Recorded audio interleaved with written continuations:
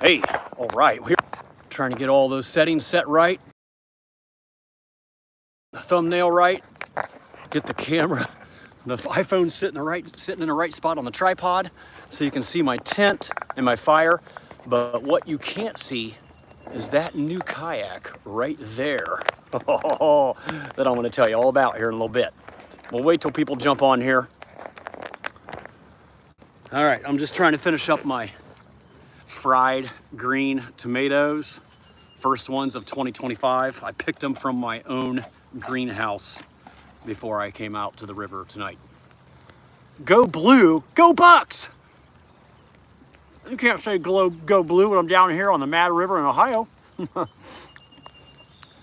Yo, what's up, Jacob? Hey, you got it live. You missed the live farm stream the other day, but you made the kayak camping live. Awesome. The Frisbee plate, yes. You know, I've had a couple people mention from the last live stream when I was showing this that SEC dominate. I don't care. Buckeyes are good enough for me. If I lived down there, I'd probably be an SEC fan too. I'm worried that all my cutting, I use this as a cutting board. You know, what kind of plastics am I eating that are coming off of this Frisbee? Yeah, I don't know. It's probably not the healthiest option or the best option. So, you know, I think it'd be pretty cool to manufacture my own Frisbee plate with a special plastic that's safe to eat off of and safe to use as a cutting board. I like the high side. You know, I don't like stainless steel plates. I like plastic.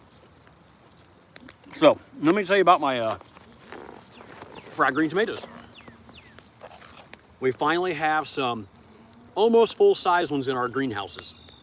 They're about 2/3 sized up. So I picked a couple big ones. Now you can see here the slice. It's about as big as a normal tomato, maybe just slightly small. So I brought everything from home to be able to cook these on the river because I'm filming this for one of my videos that'll be coming out probably in a week or two. So I put them in a Ziploc bag with a cornmeal and flour mixture. Shake them up, kind of like you would a morel mushroom. And then I just fry them in butter. And I sprinkle salt and pepper and a little bit of paprika on top. Weather looks great. It's been pouring here. Yeah. You know, I was supposed to be in Pennsylvania running a marathon today on the Susquehannock Trail. And I bailed because I just don't feel like I'm in good enough shape. It would have been a miserable experience. I knew it was going to be wet and cold and muddy. And it was here today until about 3 p.m., Jacob. It was terrible. Colonel will tell you. Colonel's on there. Dang, Miller is eating. Of course I'm eating, Colonel. Good grief. So, let me finish telling my story about my fried green tomatoes and we'll move on to something else. I shake them up. Whoa.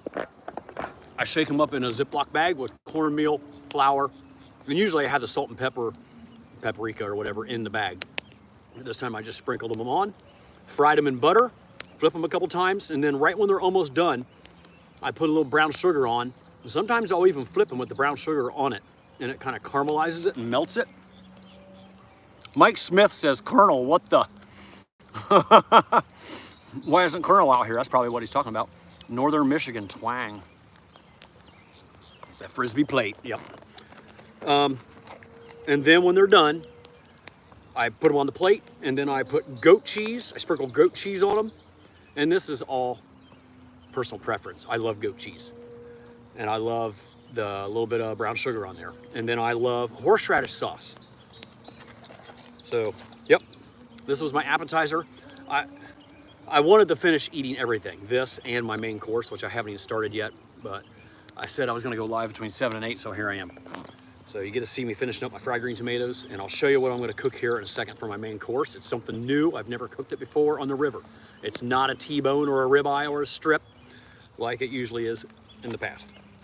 And I'm gonna show you my new kayak in a second, so hang tight. Let me finish these. So, those of you who are familiar with the Mad River, river trip, make it happen, Colonel. And that's what Mike Smith says. It ain't gonna happen. Colonel retired. He retired from camping, kayaking. Maybe he kayaks with his kids every now and then, but nope. I don't see that happening. He's been invited a half dozen times on Jason Wish Adventures, and it doesn't happen anymore. Ooh, what is this? One of my long hairs fell into my fried green tomato. Good night. This is real life campfire cooking, folks. I got some long hair. I was gonna go get it cut today. That's why I gotta wear a hat. I can't even, my hair hangs down like to my nose. I've been putting off getting a haircut forever. And my son's graduating from college next Saturday, so I'm gonna get a haircut and I'm gonna look presentable at his graduation. He's gonna be a nurse. He's almost 24 years old. Can you believe I have 3 kids in their 20s? Wow, time flies. Man, that fire feels good. All right, what was I talking about? Okay, so I put in at US Route 36 in Urbana. This is segment 2 of my, come on, Colonel. This is segment 2 of my section paddle. I'm just doing it in 3 sections this time. So, what was it, a month ago? Shoot, it might have been 6 weeks ago now. My last video on my channel. I started at Lions Club Ballpark in West Liberty, did a 12-mile float to 36 with an overnight. And this one's gonna be a little further. It's 52 miles total. So I'll probably do 15 or 18 on this one. Excuse me. I am right at 10 miles right now. So I passed Tremont City Road about a mile back, and about another mile in front of me, south on the river, is Eagle City Road. That kind of gives you an idea where I'm at. So I'm almost to Springfield. I'm in Springfield. I'm actually camping legally. I'm not trespassing on private property. Let's put it that way. I have an app called Onyx Hunt, and it tells you all the property owners. So I always look on that when I'm in Michigan or Ohio, and I know exactly where I'm at or whose property I'm on. And I'm in the city of Springfield. So yes, it might not officially be legal camping, but at least I'm not trespassing on private property. Stupid Ohio river rules. So anyway, tomorrow morning, I'm gonna float on down at least to State Route 41 in the heart of Springfield, and maybe snake on around where the Mad River goes under US Route 68 twice. And then eventually, I think it's Lower Valley Pike, and then I-70. I just gotta find a good place for my wife to pick me up. I was gonna self-shuttle today. We got 29 people on here. I was gonna self-shuttle with my bike. I was gonna park in Springfield on West 1st Street. There's a takeout there by State Route 41 by Bechtel Road in the heart of Springfield. And I was gonna bike the hour and a half, 16 miles or whatever, back up to 36. After, you know, I would have hid my kayak up there, 36. And biked back from my truck to my kayak, hopped in, floated back to my truck. And then I thought about using Uber. And then I thought about not doing it at all, and thought about backpacking. I almost went to Hocking Hills to do an overnight backpacking trip. I just wasn't feeling it. I was like, man, it's already like late morning. Do I really want to drive almost 2 hours to Hocking Hills? And there's not even really a stealth or a dispersed camping allowed down there. I would have had to stay at like a private campground or the state park to camp legally. And yeah, so then I decided, then I saw the weather was going to warm up, so I decided to do a kayak float. And I'm glad I did. And it turned out to be nice. And it took till almost 2 p.m. before the sun came out and we saw any blue sky. It was ugly out here today. And cold. And it's gonna get cold tonight. 39 is the low. So I had to bring my winter quilt. I was hoping to bring my, if I would have backpacked, I would have wanted to bring my lightweight stuff. But when it gets down in the upper 30s or even anywhere in the 40s, I like to have my 20-degree quilt just to stay nice and cozy warm. So, Jacob, I know you're from northeast Ohio, pretty close to PA, and you go to PA quite a bit. I think that's what you told me. Yeah, I was supposed to go to the Susquehannock Trail, where I used to hold the fastest known time. And they hold a marathon there every year. Some chats are coming up, and I'm missing them. It was cold and windy fishing in Little Miami. Oh my gosh, I can't imagine. Yeah, it was miserable this morning, I know. So the Susquehannock Trail is north central PA in the PA wilds, kind of the mountains of PA.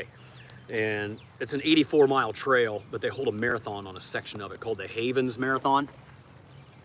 I'll be right back to answer some of these chats.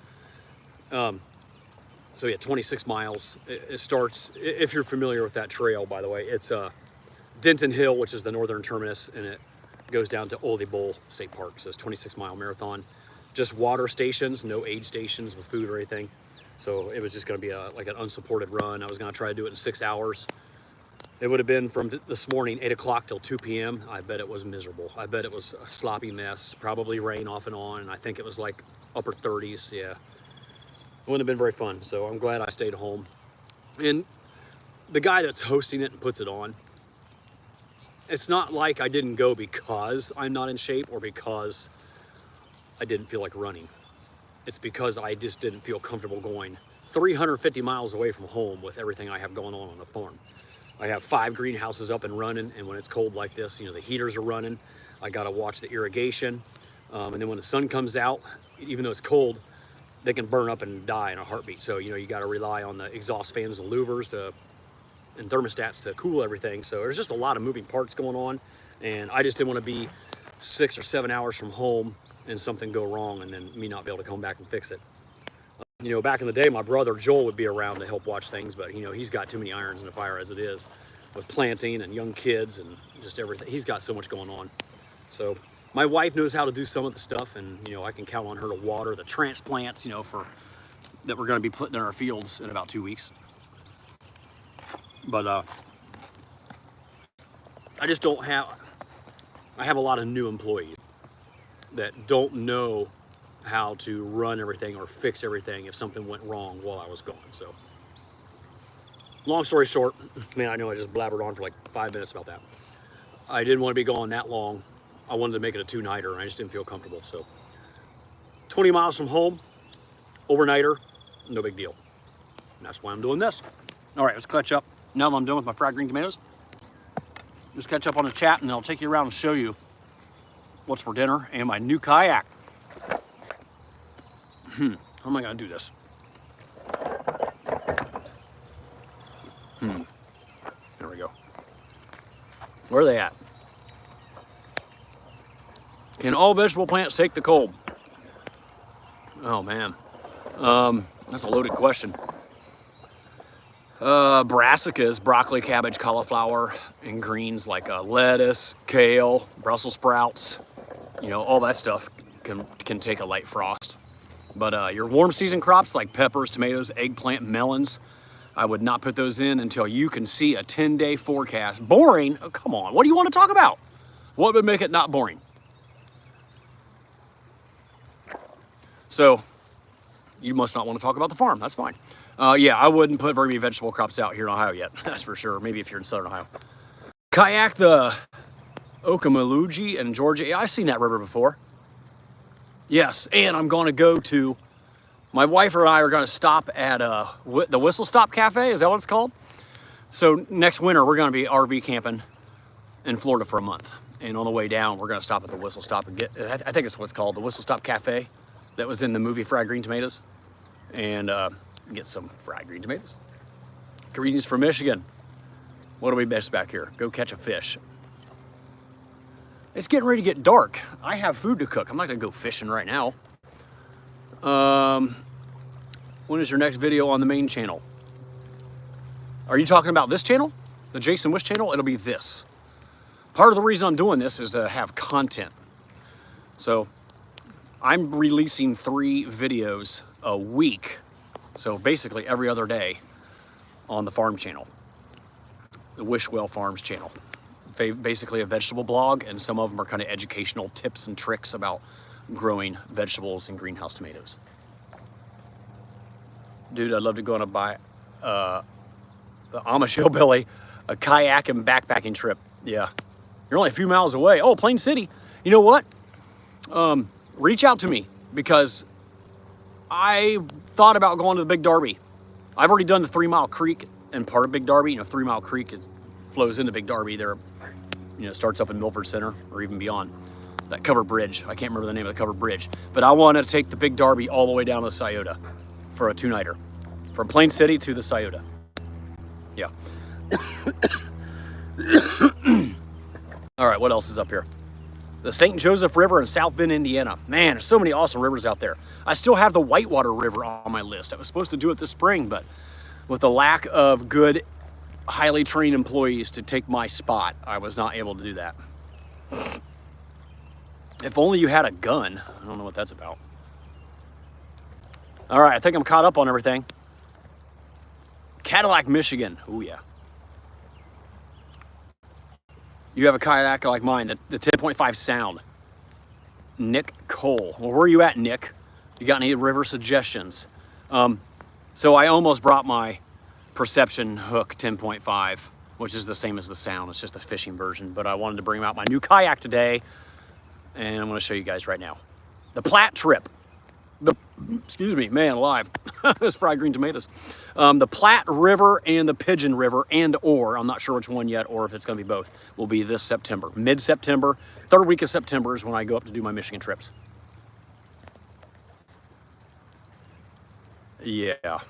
All right, Jay Hill. Compilation video, Jason's Outlaw Campouts. Oh, come on, Jay. This is partially legal, right? I'm on Springfield. I'm on city land. All right, I'm almost caught up with these. South Bend, Indiana, Nick Cole. Yeah, you know, just reach out to me in a message, messenger, email, whatever. Crazy watching those old Michigan boat camping trips with all the kids when they were young. Oh my gosh, yeah. All right, I'm all caught up. I'm gonna take my phone off this little tripod here. You know what? Oh, shoot, how can I do this? It'll get all jittery if I try to just carry it in my hand. All right, I'm gonna show you the main course first.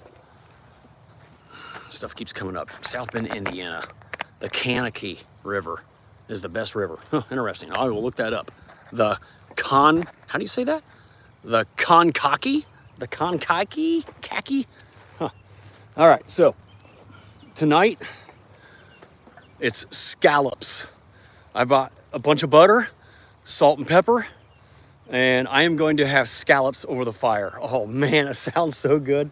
There's a supermarket, a little IGA supermarket in West Liberty on the way to the river, and I knew they had scallops, and they have good meat there too, but like I said, I've had steaks numerous times, so it's gonna be scallops tonight. And you know, if I was gonna go live for an hour, I would cook those and eat those with you guys on the fire, but that'd be a big pain in the butt. We'll put in at Wolverine, Michigan. Lifetime Manta 10-foot kayak, sit on top. I don't like sit tops. I want sit in, sorry. Rick Shooney, Sanford, Michigan. Man, alive. Sturgeon, Michigan. Yeah, Sturgeon, Muskingum. There's all kinds of rivers on my list. And that's not even going to the UP. A dozen rivers in the UP I'd like to go to eventually. It's the start of salmon season, yeah. There's always salmon running when I'm up there in the end of September, early October. And by October 5 or 10, whatever, you know, a lot of them are getting lethargic, sluggish, dying off and stuff. But yeah, third week of September, I think that's salmon season in a lot of those rivers. I always see a lot of salmon fishermen up there. All right, are you guys ready to see this kayak? Chats keep coming in. Okay, so a little backstory before I show you. I wanted something a little bit longer with a little bit more room and with actual dry storage. Because on my Perception Hook, yes, I love the big cargo area in the back. It fits my backpack, but I was wanting something maybe a little longer, a little wider, a little more room to put gear in for my long, week-long paddling, kayak camping trips. And I came across a brand of a kayak, watched some reviews on it on YouTube, and it's so stable. It's one of the most stable 12-footers out there. It's got a huge dry storage area in the back. I don't have to use my backpack anymore. I can just shove everything in there. I'll still put my clothes and quilt in a dry bag, because if I dumped it, you know, water still could leak in potentially. It's not super, super tight fit or seal, but I think it's pretty good. What I like about it is this removable chair that I've been sitting in during this live stream. There's my stadium seat. So no more packing my Helinox Chair Zero. It comes with a removable chair. It just slides right in. Doesn't even snap in. It just sets in there, and then has a little strap on the back that helps hold it in. So if you did dump, you know, your chair's not gonna float away. All right, here it is. The Bonafide EX 123. EX stands for Expedition, I guess. So there's where the chair sits. Let me go grab it and show you how it sits in there. It's pretty awesome. Oh man, my fire's dying down. This is a 12-foot kayak. It goes right in. I don't know if I can do it with one hand. Right in there. There we go. Yeah, it's hard to do with one hand. It just, there's a little notch down there. It just fits in there. Sets right in there, and it is so comfortable.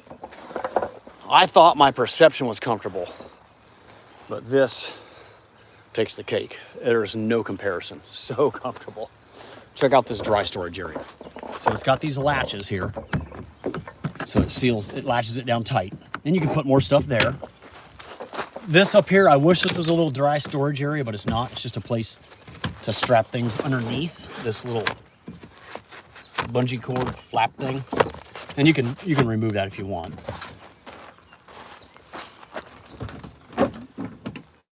Little dry storage area there. See, it's got this little seal thing around here. I love the cup holder. She threw that in. That's a little removable cup holder. I'll tell you where I got this here in a second. So I can put some stuff in there to keep dry. There. Now check this out. I like this cargo hold area. I had everything in here. You know, here's my drone. I have my tent, my dry bag with quilt, my extra clothes. There's my chair. I mean, it goes all the way to the back. So there's extra room back in here. It's pretty nice. So, you know, I've got 10 miles on it. Not a lot of experience yet. It paddles fast. I feel like I can go quite a bit quicker than my perception hook goes. I feel like with everything in the back there, though, it was back heavy because I'm kind of sitting in the back as well. So my first impressions, comfort, I don't know how you could beat it. Tracking was a little disappointing. If I was just floating, it would start weaving to the left or the right and want to start going sideways without me constantly, every few seconds, you know, correcting it and making it straight. So yeah, I'm not real thrilled with the way it's tracking. It's definitely not any better than the hook. It might be even a little bit worse. I assumed that because it was a 12-footer, it was going to track straight as an arrow. And it might be because I had so much weight in the back. You know, everything was back there. Nothing was in the front except my legs. So, yeah, I don't know. Jury's still out on it. I mean, I'm not going to sell it right now. I'm going to use it on my Michigan trips this year for sure. All right. What else is going on here? Let me just give you a look of where I'm at. So there hasn't been a gravel bar like this for miles. This is the first one in 10 miles. The water's up. You can see how it's murky. It's up over a foot. I looked at the gauges before I came down here. I think it was almost up 2 feet, actually. I'm 2 foot above the water right now where I'm standing. And when it flooded the other day, it was all the way up here. And it's all of that. That's probably 4 foot higher than me right now. That was all underwater. When was that flood? Back in March, maybe? So yeah, the Mad River gets quite swollen, and there's debris piled up in certain areas that I haven't seen before. There was a river. The river is completely blocked south of 55. I've never seen that happen before. Not right below 55 because it was a straight shot. The state opened that up and there's no more S-turn there where it can suck you in. Where I actually spilled on my 2018 through paddle. Lost my phone, my camera, my hat, something else. It all went in the water and I lost everything. But that is all straight now. There's no S-curve there anymore. But another couple hundred yards beyond that, there was a tree that fell in the river and everything piled up on it. And it was just a big freaking mess. So it was kind of a pain because this is a little bit longer, it's a little bit heavier, and I had all my gear in the back, so it was a little harder to maneuver through this little opening I found to get through. So, rocking the Z-Packs duplex tent still, the Nemo regular wide Nemo tensor, regular wide air pad, and the UGQ Bandit 20-degree quilt. I was surprised I was able to keep my stakes in the sand, the gravel. There was just enough bite to keep them down, except this one. Had to put this little log on this one. It wanted to pull out a little bit. All right, I'm tired. I'm gonna sit down again, get caught up on the chat here, and we're gonna wrap this up.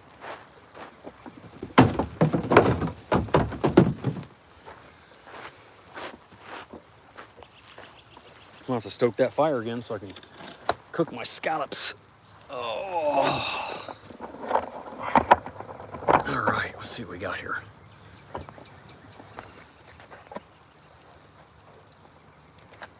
Anybody have any questions before I sign off here? Oh man, a whole bunch of people were talking while I was doing that. You live in Wisconsin, the frost hasn't passed yet. Yeah. I don't plant my crops out in the field till usually May 15th. I've got burnt before. I've lost strawberries to frost on May 23rd before. We had a hard freeze on May 23rd like a decade ago. So once I get to like May 10 or 12, I will look at the 10-day forecast. And if it looks favorable, then I will go ahead and put them in 12th, 13th. But usually I wait till the 14th, 15th, 16th. I just want to make sure I'm safe because, you know, it's you're putting all your eggs in one basket when you go out there too early before frost. You can lose it all. The dry bulkhead storage, yes, sirree. Manistee is really high right now too, I bet. I've been seeing people going out and doing some hiking on the Manistee River Trail, the North Country Trail. George loves the chair. Nice boat, says Robert. Nice yak, says Diana. Robert Hall, glad to see you at it again. Can't wait for the content. Yeah, boy. Put out more content on this channel. It's just well, you know what? I was thinking about this while I was floating down the river. My last video was kind of a video. I just filmed a bunch of different angles and shots and used the drone a little bit.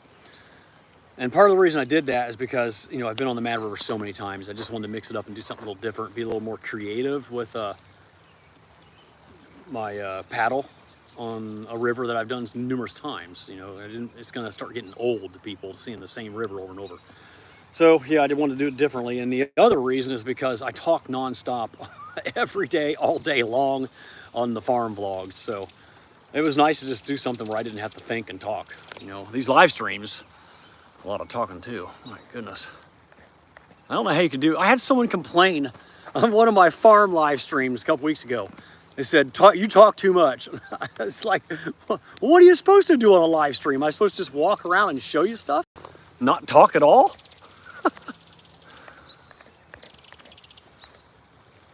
Just catching up on the chat here, sorry. The largest grain farmer that I've been chatting with you about here, your vegetables in Wisconsin. How large are you?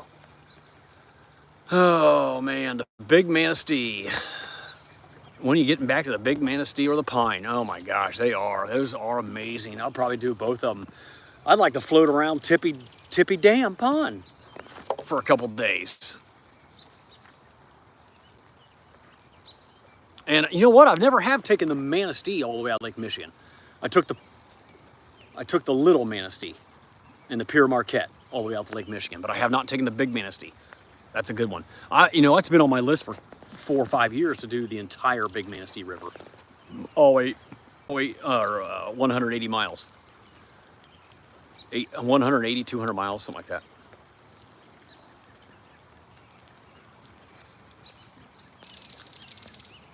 Oh man. Anything else? I'm just catching up on this real quick. Sorry for the boring downtime here. Nothing happening. Louisiana, gee, Merry Christmas.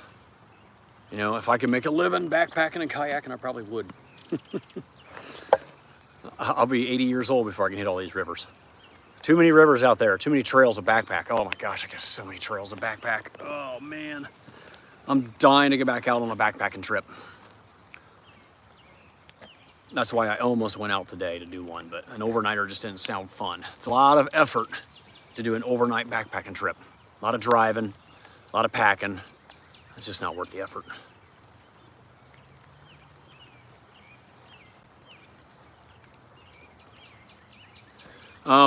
Nick, my email address is jason@wishwellfarms.com. You can find it on my YouTube channel too. Just click info or whatever, the details on my YouTube channel, and my email's in there. Did you notice the new park with a put-in and takeout right past Tremont? Yes, what was that called? Riley Park or something like that? I meant to stop there, film it. And then I opened up my phone and looked at it. I remember seeing it when I went by, and I thought, man, that wasn't there last time. There was like a platform of lumber built up on the hill there. And I thought, yeah, that's new. And didn't think anything of it. I saw a couple buildings. I thought it was just someone's house or property. And then I got about a mile by it, and I looked at my phone because I saw Tremont City coming up, and I was like, crap, I floated right by it. Yeah, Riley something. I was gonna get out there and check it out and maybe even see if there's a place to stealth camp there. I never did have the meet and greet last year, Robert. We'll see what happens this fall. It sounds fun and easy to plan right now, but then when fall comes, you know, I'm busy wrapping up the farm, helping with grain harvest, and trying to get out and enjoy my favorite thing, which is kayak camping and backpacking and RV camping.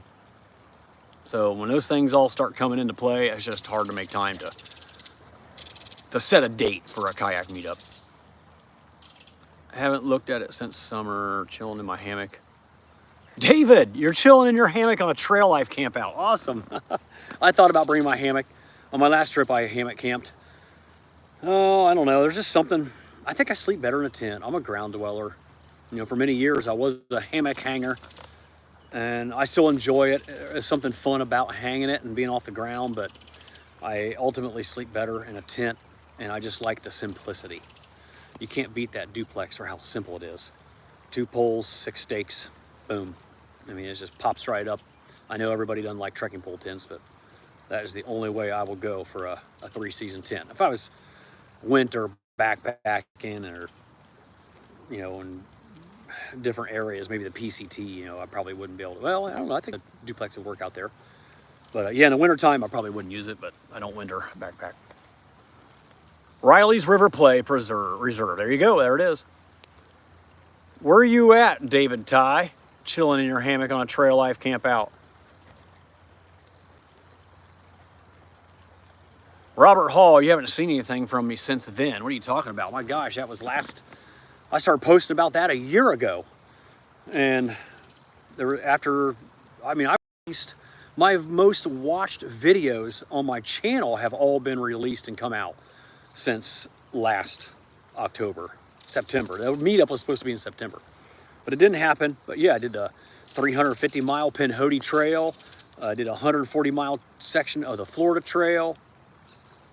A couple other videos on gear for this channel. So yeah, I've been out there. Haven't been posting much on Facebook. I'm tired of Facebook. Almost can't stand it anymore. All right, guys.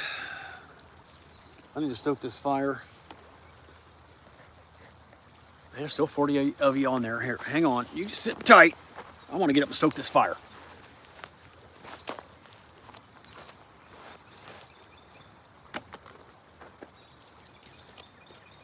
I'm getting hungry for my scallops, but I'm not going to try to cook those while I have you guys with me.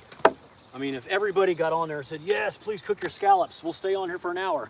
I might consider it, but I know you guys don't want to do that. You got better things to do. Oh, crap, I about dumped everything.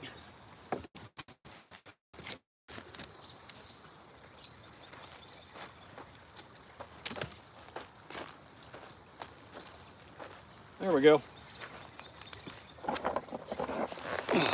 Man, this chair's nice. Love having this chair. It's so convenient to be able to just have it with you no matter where you're at in your kayak. So I won't be taking the Helinox anymore. And I don't even take it backpacking anymore.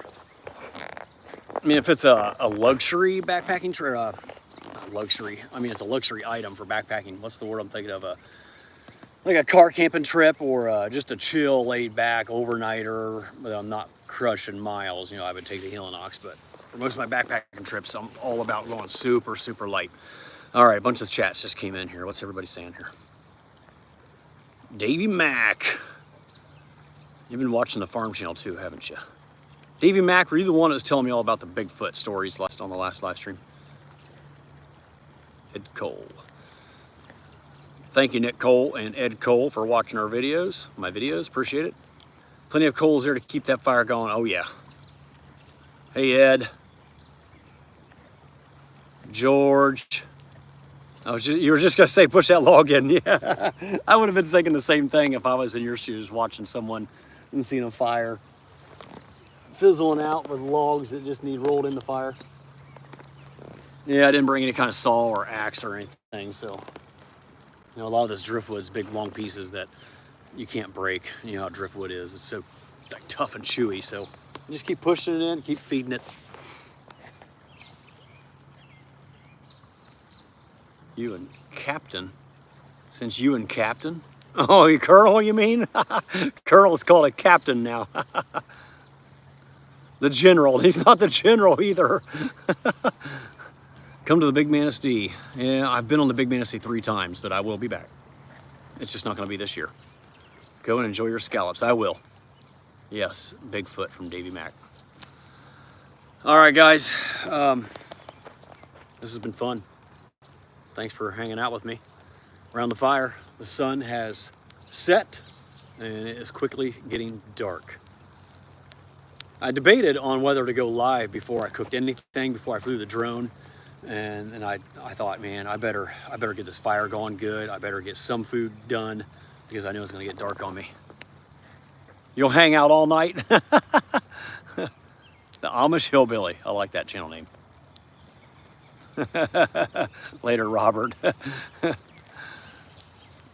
Have you had time with your water filter failed? Have you ever had a time when your water filter failed? Oh yeah. Let me tell you that quick story. Davey Mack's the Bigfoot storyteller, so I know you like hearing a good story. So my water filter failed on day 1 on the Florida Trail back in mid-January. I was using the Platypus Quick Draw, and it has served me well for 4 years. Never had a problem. The flow never slowed down. I took good care of it. And for 4 years before that, I used a Sawyer squeeze, and it was still working, but there's just something about the Platypus better. I liked how you could cap it off better. It felt better when you drink out of it. I don't know, there's just a little more robust feeling, and the flow was incredible.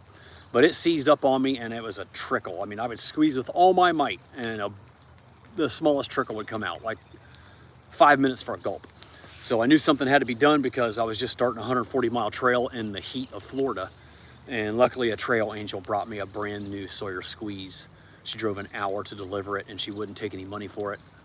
She hooked me up. I went live about it. So there's a live stream out there about it, and it made the Florida Trail video. So yeah, that was pretty incredible. But that's what I got with me right now. You can see it right. Let's see if I can get my finger right there. That is my new Sawyer squeeze that was given to me on the Florida Trail. And it did make me realize that the flow rate was starting to slow a little bit on the Platypus, because that is super fast. It makes me like the Sawyer squeeze again. But yeah, I'm not gonna go buy another Platypus. I'm gonna use the Sawyer squeeze now for a couple years, I'm guessing. All right, what else popped up? Thank you for going live. You are welcome, Nick. Tippy Dam Pond Gathering. Oh my gosh. And take over one of those, what is it, Government Island? There's a whole bunch of governments this and governments that all over Tippy Dam. There's that one island that's almost in the middle of Tippy Dam Pond. It's like a really high sand dune to get up to the, there's a campsite up there on top of that sandy bank. I saw a kid kayak down that sand dune off of Government Island into Tippy. And then on the other side of that island, there was a pretty nice looking site. But my favorite one, there's like two or three sites, and it's real low. It's not anything high you gotta climb up. Site 31, 32 maybe, I can't remember. Oh man, I wanted to go there so bad when I was paddling through there with the Colonel about 4 years ago, but there was people in them. You had an encounter near Grayling, wow. Hey George, you finally caught a live stream, thank you. Government Island, Cami, yes. Yeah, Tippy Dam, I gotta get back up there. Gosh, I almost went there with my wife in our camper. You know, we got some solar and a generator. We were gonna stay at one of those, not the island, obviously, but around the perimeter, there's some nice campsites for campers. Yeah, that's a big climb. Government Island. There's a lot of beautiful campsites all around Tippy. You know, not all of them are designated sites, but you could make quite a few nice spots work around there if you're willing to do some stealth camping quietly. Man, I'm pretty happy with this site. I mean, it's a lot of sand, but you know, that's what happens on sandbars, right? Oh, you know, those scallops might still be froze. I'm a little worried about that. They were in the deep freezer section. And I've had them out since I bought them, whatever, 4 hours ago, 5 hours ago. So they should be about thawed. But those are gonna be good. Looks like I'll be eating them in the dark. All right, people, yeah, people are still here. Fire's going good. It is. Robert. So I got a buddy, I got one more little story for you guys. I got all kinds of stories I'd love to tell you, but we'll tell you this one.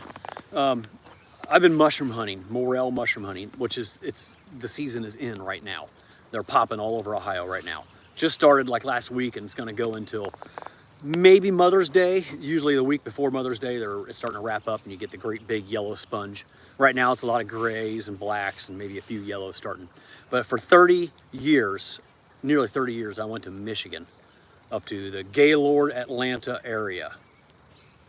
And a little bit around Houghton Lake and Grayling, but not much, mostly Gaylord, Atlanta. And I went with a buddy and his family starting when I was 17 years old. We went every year. And when I first got married, I remember going once 3 weeks in a row with one of my buddies, trying to hit the entire season. The blacks, the grays, and the whites. They call them whites up there, which are just the yellows down here. And we used to get coolers full. I would bring them home and sell them at my market. And I accumulated a nice list of buyers that were waiting for them every year. And I would sell them for $35 to $40 a pound. Some years I couldn't get rid of them all, and we would open up the yellow pages, this is back before there was internet, and start calling fancy restaurants, and you know, we would sell 10, 20 pounds that way. But it usually was enough to at least pay for our trip, you know, all of our fuel and our motel or cottage and our food and all that good stuff. So yeah, that was a good time. Okay, so the story, I guess there was a story I was gonna tell you.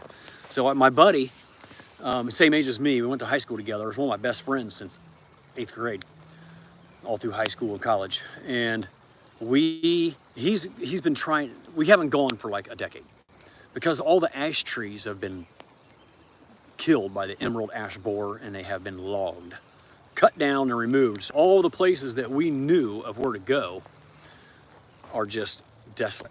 Looks like wasteland, and no more mushrooms come up there. So I don't really know where to go up there.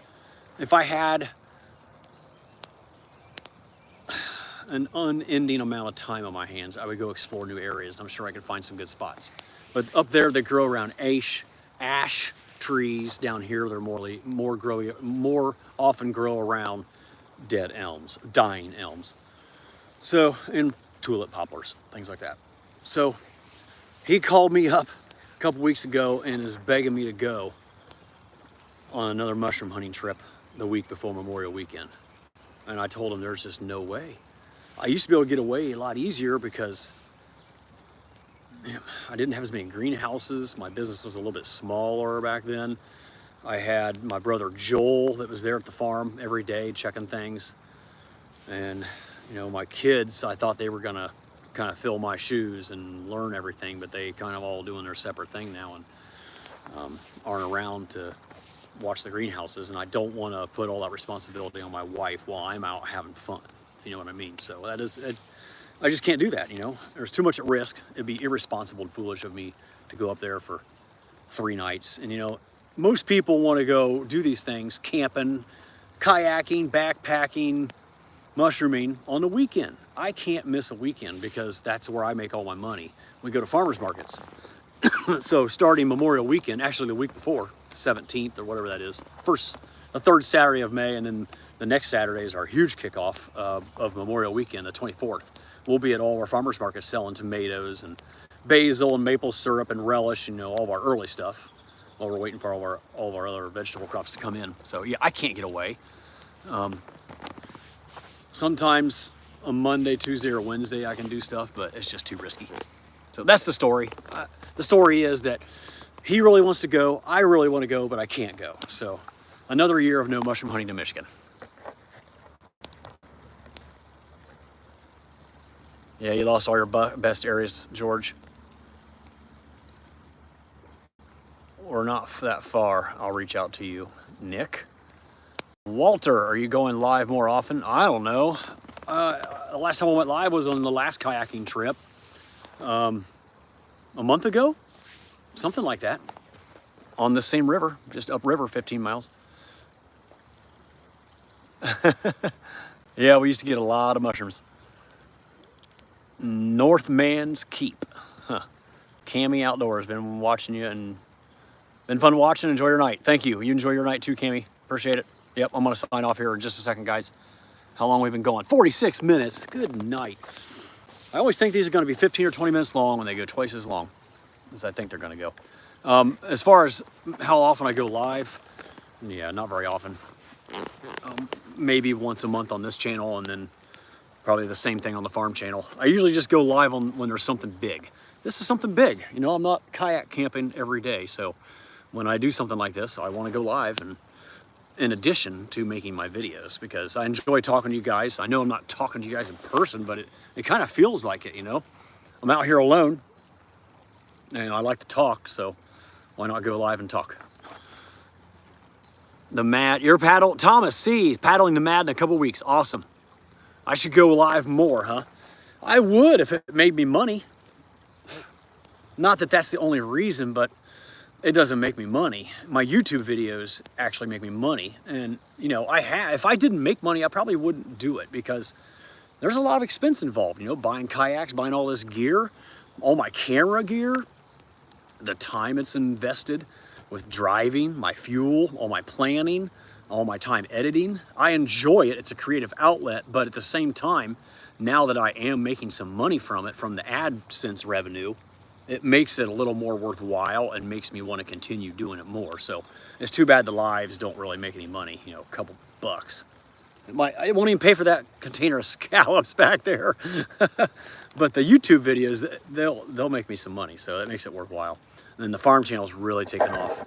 And, you know, I share this with some people, and, you know, it's becoming an actual viable revenue source that could supplement my income, my living income in the future. So I got to take it seriously. The farm channel, even though it only has 16,000 subs compared to this channel, which has 50, it gets 3 to 4 times more watch time, watch hours, ad revenue. So I got to take the farm one very seriously, because it is possibly going to be a third of my living income, half of my living income. So, and I like that, you know. I would like to farm a little less and simplify my life, and if I can use YouTube as a source of living income, that's great. Alrighty, guys, I am starving for my scallops, and we've been on here plenty long. Amish hillbilly. 30-inch trout. Wow, yes, I seen some catch a huge trout. Man, where was I? It was somewhere on the Mad River, and someone said they were catching more trout that day on the Mad River. Last time I was on the river, last month, than he had all year in other rivers last year. I think the lives brings more attention. You know what would, oh, speaking of that, do you know what would really help? Shorts. Shorts don't really make any money unless you're getting tens of millions of views, but they bring awareness to your channel from a different, it gets sent out to a lot of different audience. It's a way to bring a new audience to your channel. So I've been toying with some platforms like Opus Clips, Nexus Clips, maybe that's what it's called. There's a couple, there's 3 or 4 of them out there that are popular. You drop in your long form content and it spits out shorts ready to go. And I did that on Opus Clips once last month to see how they were. And it shot out, you know, you get to choose how long you want your shorts. Do you want them 5 or 10 seconds? Do you want them 20 to 30 seconds? Do you want them 40 to 50. Shorts have to be under a minute, and they're vertical, obviously. So it takes your long form and grabs a vertical frame from it and picks out highlights of your long form video. And it gave me, I put in a 25-minute video and it gave me like 15 or 20 shorts. But I started watching all of them, and you know, it was zooming in, subtitles. I mean, it was great, but it didn't start and stop where I would have done it. I wasn't happy with it. They weren't good enough for me to put out. So I'm still looking into that. I would love to have something automate some shorts for me. I would love to put out 2 shorts every week on both of my channels. I think that would really help the channel grow. That's one of the things that's holding me back right now, I think. I use ChatGPT and vidIQ for all my title ideas, descriptions, hashtags, keywords, thumbnail ideas. I mean, there's so much wealth of information out there, and ChatGPT and vidIQ are 2 of the best, and from what I've seen and from people I've talked to, and they really help. All right, guys, I feel like I'm beating a dead horse now. Thanks. We the North love the paddle videos. Thank you. Backpacking, camping, kayaking, so much effort and hard to find time, and of course the cost. Yes, Ed Schultz. Yeah, I appreciate you guys so much. It's because of you fine folks who have subscribed to my channel, watch all my content, and comment and give me thumbs ups on this channel and the farm channel. Maybe some of you watch the farm channel too. I mean, I really appreciate you from the bottom of my heart. I enjoy chatting with you guys. I really love making videos, even though there are ups and downs with it. Sometimes you get burnt out, but it's nice to have 2 channels because I can focus on this for a while, then focus on the other one for a while. It's nice to go back and forth. Oh, the smoke's getting me. But I'm gonna keep doing it as long as you guys keep watching and supporting me through the watching and the thumbs ups. I'm gonna keep doing it. All right, guys, it's getting dark. I'm starving. I'm tired. Journey, hey man, how's it going, AJ? I'm glad you got on here right before I was getting ready to get off. You caught a live stream. Me and AJ have been trying to get together. Well, not a lot, but I mean, we were trying to get together to do the Virginia Triple Crown a couple years ago. Man, that's probably been 3 years ago now. But AJ's a kayaker. He's got his own YouTube channel, Journey on the Trail is what it's called, guys. If you want to check out AJ, Journey on the Trail.